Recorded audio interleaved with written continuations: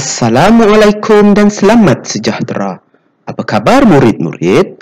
Diharapkan semua murid dalam keadaan sihat sejahtera.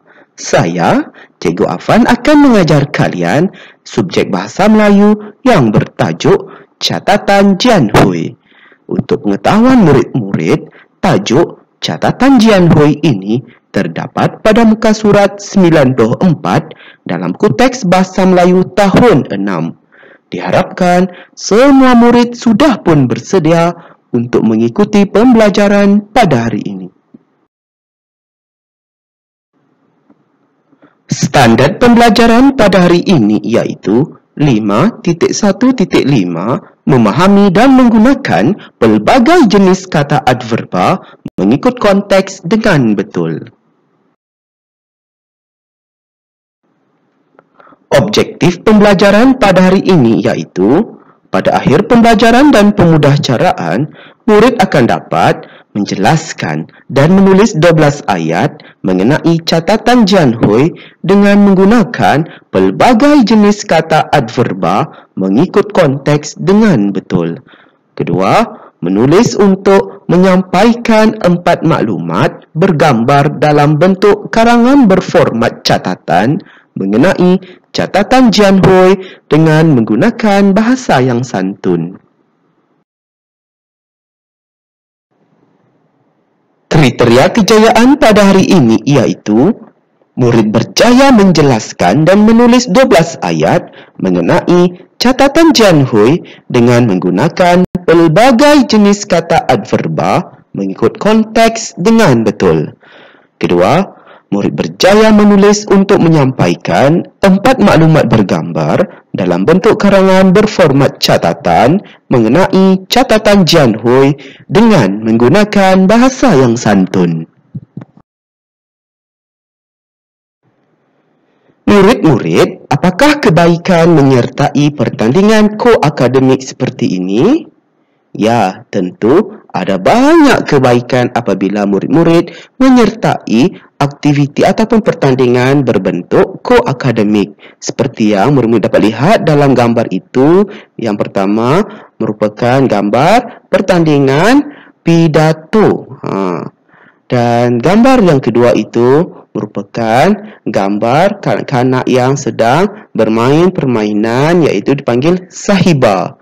Dan yang terakhir yang di bawah itu merupakan pertandingan bahas ala parlimen yang disertai oleh sekumpulan pelajar sekolah menengah. Oleh itu, dapatlah kita fahami bahawa terdapat banyak manfaat ataupun faedah apabila seseorang itu menyertai pertandingan seperti ini kerana seseorang itu dapat mencungkil bakat. Itu yang paling penting sebenarnya. Kerana seseorang itu dapat dilihat bakatnya melalui pertandingan yang disertainya. Seterusnya, pertandingan ini juga dapat mengasah minda. Pastinya dapat melatih murid-murid untuk berfikir menyelesaikan masalah.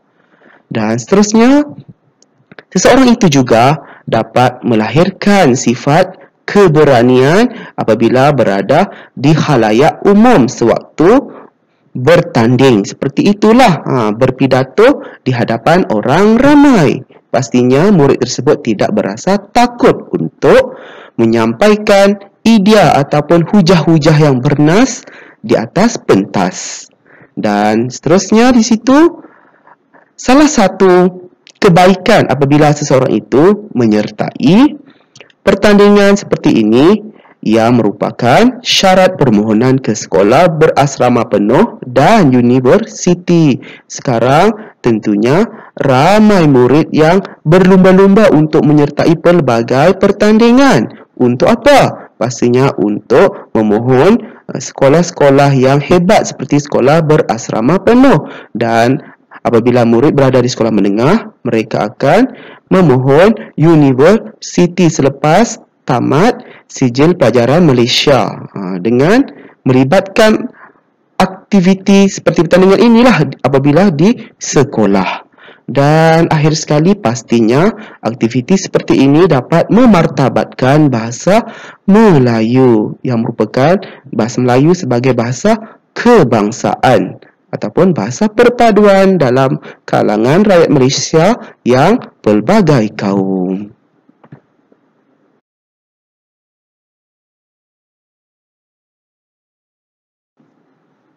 Baiklah murid-murid, mari kita memahami dan menjelaskan kata adverba. Apakah itu kata adverba? Kata adverba ialah perkataan yang menerangkan kata kerja, kata adjektif, kata nama dan kata sendinama dari segi cara, masa dan tempat. Paling mudahlah untuk murid-murid faham kata adverba ini ialah kata yang ataupun perkataan yang menekankan sesuatu perkataan, sama ada perkataan tersebut kata kerja, kata adjektif, kata nama ataupun kata sendinama. Maksudnya kita nak tekankan supaya pembaca itu dapatlah memahami keadaan ataupun situasi yang diceritakan ataupun yang dituliskan oleh seorang penulis. Jadi kita lihat peta pokok yang cikgu tunjukkan di sini merujuk kepada kata adverba terbahagi kepada 4. Yang pertama, kata adverba jati. Jadi, contohnya di situ, memang, esok, lusa, kelak, kadangkala, jarang kali, julung kali, sempat, langsung, begitu, ataupun begini, dan agaknya. Dan sebenarnya banyak lagi kata adverba jati yang lain. Ini hanyalah sekadar contoh. Dan kita lihat kata adverba yang kedua iaitu asalnya daripada kata adjektif. Maksudnya kata adverba ini datangnya daripada kata adjektif. Kita lihat contoh supaya murid-murid dapatlah memahaminya ya.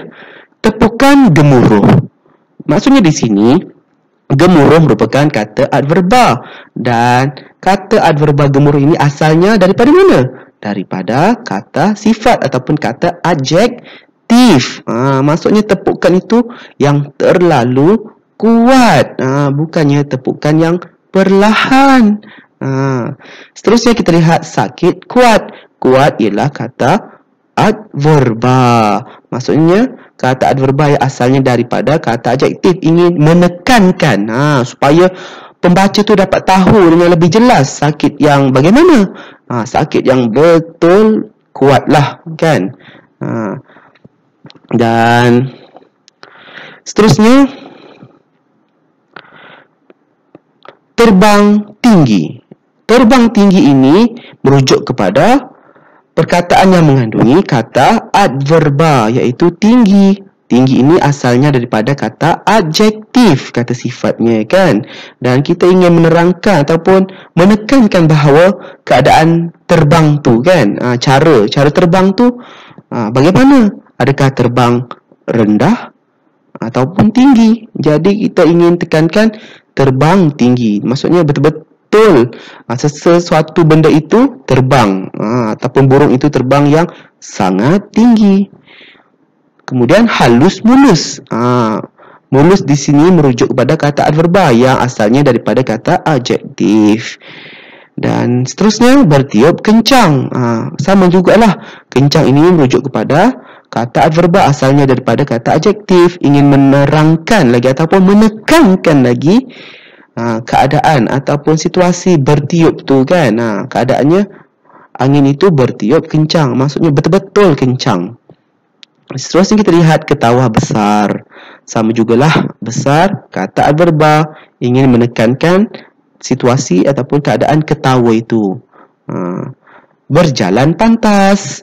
Pantas juga merujuk pada kata adverba asalnya daripada kata adjektif ingin menerangkan ataupun menekankan situasi ataupun cara berjalan. Adakah berjalan perlahan ataupun pantas? Jadi di sini berjalan pantas. Mengalir deras. Samalah di sini deras merujuk pada kata adverba asalnya daripada kata adjektif. Inginlah di sini menekankan cara air itu mengalir. Mengalir perlahan ataupun deras. Seterusnya ke rumah segera. Segera merupakan kata adverba asalnya daripada kata adjektif.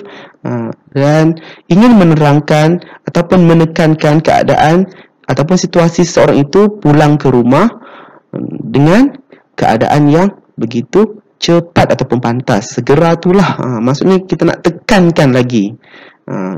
Dan di sini lagi sering di sekolah. Sering merupakan kata adjektif dan menjadi kepada kata adverba. Maksudnya nak menekankanlah seseorang itu sering itu maksud selalu di sekolah. Seterusnya kita lihat kata adverba yang ketiga, iaitu asalnya daripada kata kerja pula. Kita lihat contohnya di situ, berjalan membongkok. Membongkok ini merujuk kepada kata adverba, asalnya daripada kata kerja. Membongkok, berjalan yang bagaimana caranya? Maksud kita nak tekankan supaya orang lain ataupun pembaca itu tahu dengan lebih jelas situasi berjalan tu kan. Berjalan membongkok di sini. Maksudnya membongkoklah orang tu berjalan kan, tak berjalan menegak ataupun tegap. Seterusnya kita lihat merah menyala. Jadi di sini menyala merupakan kata adverba, asalnya daripada kata kerja. Berenang melentang. Jadinya melentang merupakan kata adverba, asalnya daripada kata kerja yang menekankan cara seorang itu berenang kan. Bagaimana cara orang itu berenang? Dengan cara ke kiri ke kanan ke, atau melentang ke hadapan ke kan, miring ke. Jadi kita dapatlah mengetahui keadaan ataupun cara orang itu berenang kan. Seterusnya kita lihat putih berseri. Berseri ini juga merupakan kata adverba, asalnya daripada kata kerja. Maksudnya nak menekankanlah putih yang bagaimana. Seterusnya kita lihat ke hutan menyendiri. Menyendiri ini merujuk kepada kata adverba, asalnya daripada kata kerja. Dan ingin menekankanlah bahawa seseorang itu pergi ke hutan. Bagaimana? Kita mesti nak tahu kan keadaannya ataupun caranya. Dan ingin menekankan seseorang itu pergi ke hutan berseorangan, menyendiri itulah. Dan lagi di situ di rumah bersendirian. Bersendirian juga merupakan kata adverba, asalnya daripada kata kerja. Dan kata adverba yang terakhir, kata adverba bentuk gandaan, ataupun kita perlu faham kata ganda lah kan. Jadi kita lihat contohnya di sini. Kata ganda ini asalnya daripada kata ganda ulang penuh. Contohnya cepat-cepat, diam-diam, bising-bising. Maksudnya ulang penuh lah. Dan lagi di situ kita lihat sekali-kali, terburu-buru, terjengket-jengket. Ini juga kata ganda yang melibatkan ada imbuhan di situ, iaitu awalan. Kan? Sekali-kali, terburu-buru, terjengket-jengket. Dan kita lihat lagi di sini, seluas-luasnya. Lagi, habis-habisan. Yang ini merupakan kata ganda yang terdapatnya penggunaan imbuhan akhiran di belakangnya lah. Kecil-kecilan, habis-habisan lah. Seterusnya kita lihat bentuk kata adverba yang daripada kata ganda berentak ataupun berirama. Contohnya di situ susup sasap, huyung hayang, dan lintang pukang. Diharapkan murid-murid dapatlah memahami kata adverba beserta contoh-contohnya, dan diharapkan murid-murid dapatlah memahaminya untuk nanti membina ayat berdasarkan gambar.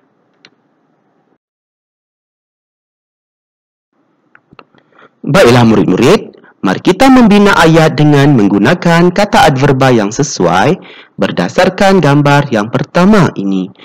Baiklah murid-murid, sekarang kita ingin menjelaskan gambar yang cikgu tunjukkan ini, yang menunjukkan Jan Hui beserta keluarganya pergi ke Minggu Bahasa Melayu di sekolahnya. Jadi di sini kita perlu menjelaskan gambar ini dengan membina ayat menggunakan kata adverba yang sesuai.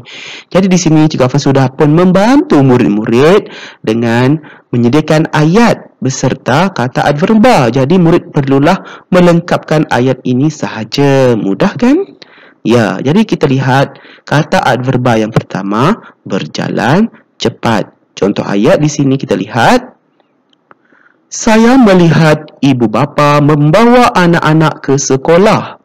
Mereka berjalan cepat. Jadi, Cikgu Afan sudah membantu murid dengan melengkapkan ayat tersebut. Dan kita lihat kata adverba yang kedua, dipasang tinggi. Contoh ayat, saya dan Ruben ternampak gegantung dipasang murid rujuklah semula tadi kan, kata adverba tersebut. Dan kata adverba yang ketiga juga. Contoh ayat, di situ bendera Malaysia turut dipasang. Jadi murid perlulah melengkapkan ayat-ayat ini ya, untuk murid-murid hasilkan menjadi satu perenggan. Satu perenggan ini yang seperti murid dapat lihatlah di atas itu.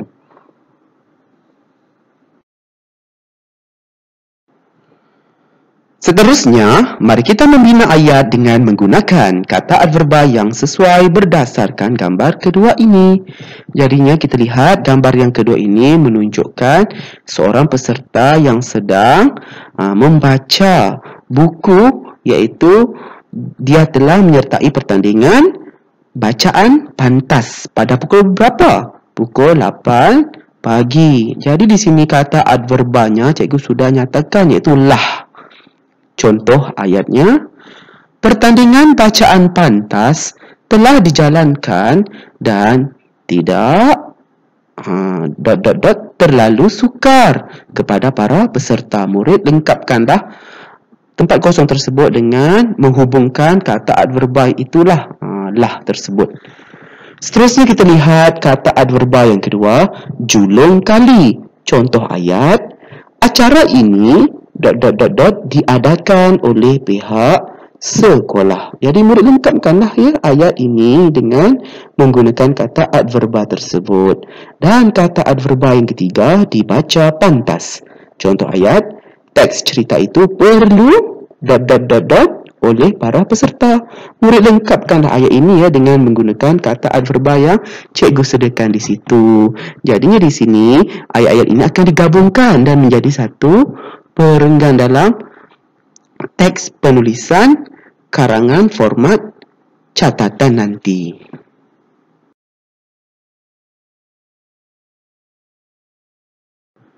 Baiklah murid-murid, mari kita membina ayat dengan menggunakan kata adverba yang sesuai berdasarkan gambar yang ketiga ini.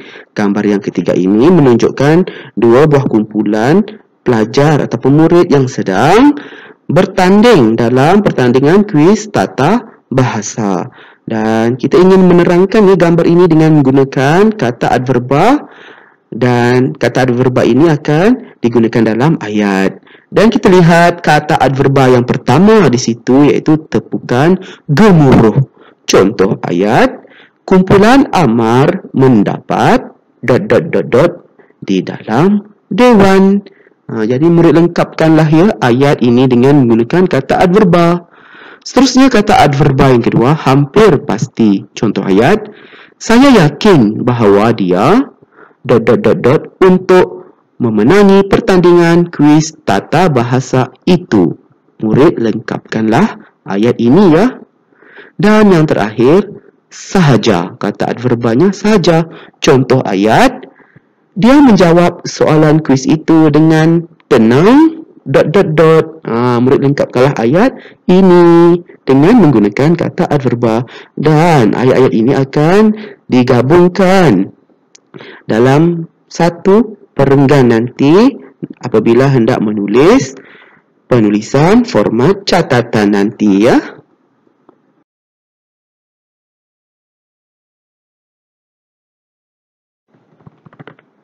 Akhir sekali, mari kita membina ayat dengan menggunakan kata adverba yang sesuai berdasarkan gambar yang keempat ini.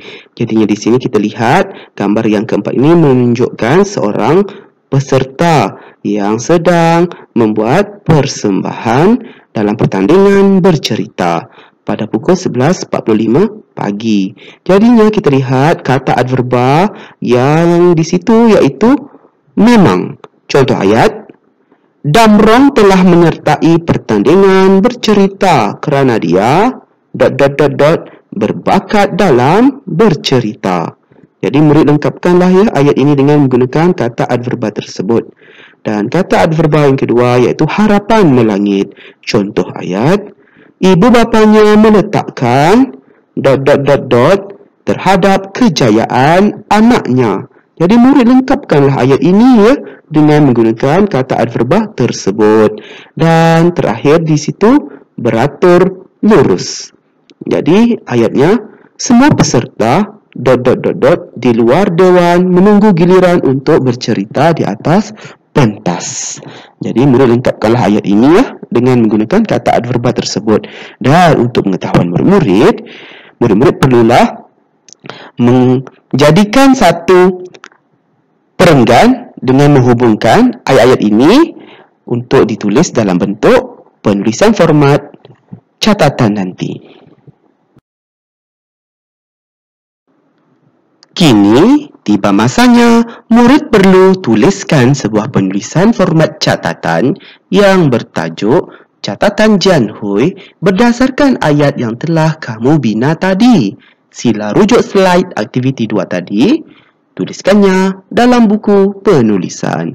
Maksudnya di sini murid perlu menyiapkan tugasan yang ketiga ini, iaitu menulis sebuah karangan yang berformat catatan.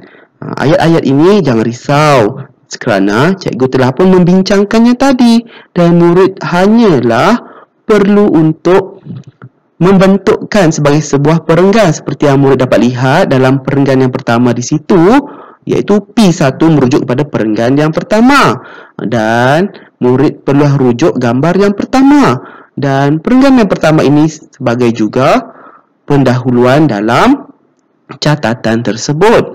Dan dapatlah kita lihat di sini gambar ini sudah pun dijelaskan tadi ya dalam bentuk jadual, dan murid perlu hanyalah menyalin semula di situ dalam bentuk perenggan. Dan kita lihat perenggan yang kedua P2 merujuk kepada gambar yang kedua. Murid nak rujuk mana? Rujuklah slide aktiviti 2 tadi yang ada gambar yang kedua pada pukul 8 pagi. Dan yang seterusnya P3 iaitu gambar 3. Murid rujuklah gambar yang ketiga tadi untuk melihat ayat-ayat yang telah dibina tadi, dan murid perlu pindahkan di sinilah untuk menghasilkan satu perenggan. Dan P4 merujuk pada perenggan yang keempat. Rujuklah gambar yang keempat tadi. Rujuklah gambar yang keempat tadi untuk mendapatkan ayat-ayatnya, dan ayat-ayat tadi hendaklah dibina dalam bentuk perenggan di sini. Dan akhir sekali P5 sebagai penutup. Penutup di sini Cikgu Afan sudah pun membantu murid-murid. Jangan risau ya. Sangatlah mudah kerja kamu. Cikgu tolong murid-murid untuk menyiapkan tugasan ini supaya murid-murid dapatlah menyiapkan tugasan pembelajaran di rumah ini semasa COVID ini. Dan diharapkan murid-murid dapatlah menyiapkan tugasan ini dengan sebaiknya. Selamat berjaya ya murid-murid. Semoga kita bertemu lagi dalam pembelajaran dan pemudahcaraan pada hari yang lain. Sekian, terima kasih.